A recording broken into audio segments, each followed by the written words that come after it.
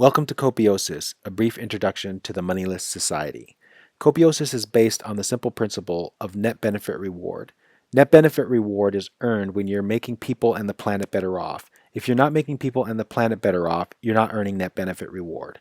Net benefit reward provides access to luxury goods and services. They are non-transferable, which means when you consume a luxury goods or service, you're not giving your net benefit rewards to the person that provided you with those goods or services. Instead, your net benefit reward just goes out of existence, which means your net benefit reward is 100% virtual. It does not exist in paper or coins or checks or credit cards. In fact, it doesn't even exist in your net benefit reward account. Your net benefit reward account is simply a representation of how many net benefit rewards you have earned over time. Net benefit rewards are earned as a result of algorithms that we have built into the Copiosis economic system.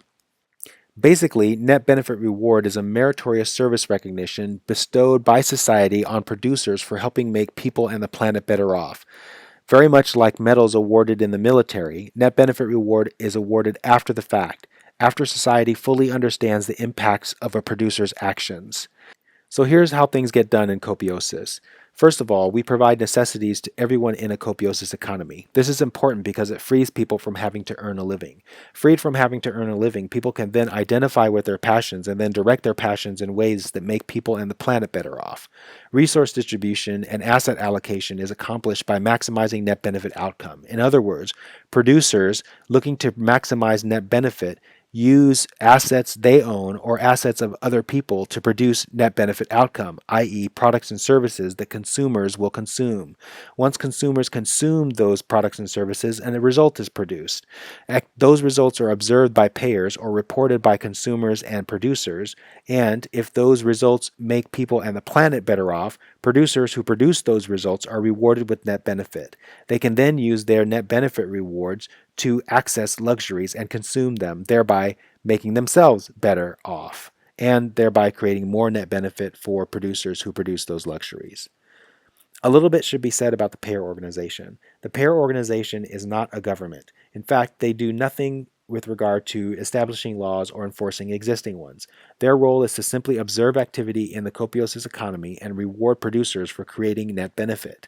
They also act as an interface for consumers to have input into the constantly refining nature of the Copiosis economy. The Copiosis economy is constantly improving as a result of inputs by producers, payers, and consumers. And so the payer organization is that interface where producers and consumers have input into the refining nature of the Copiosis economy.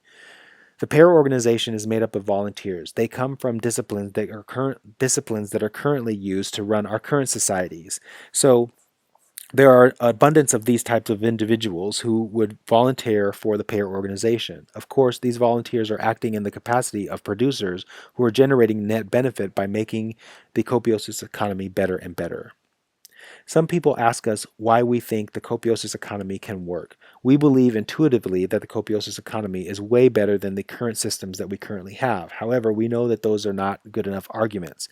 So we have created Copiosis in a way that aligns with something called the viable systems model. The viable systems model was a model created by a cybernetician who observed organisms in the natural environment and identified the 5 subsystems that enable organisms to thrive in their natural environment.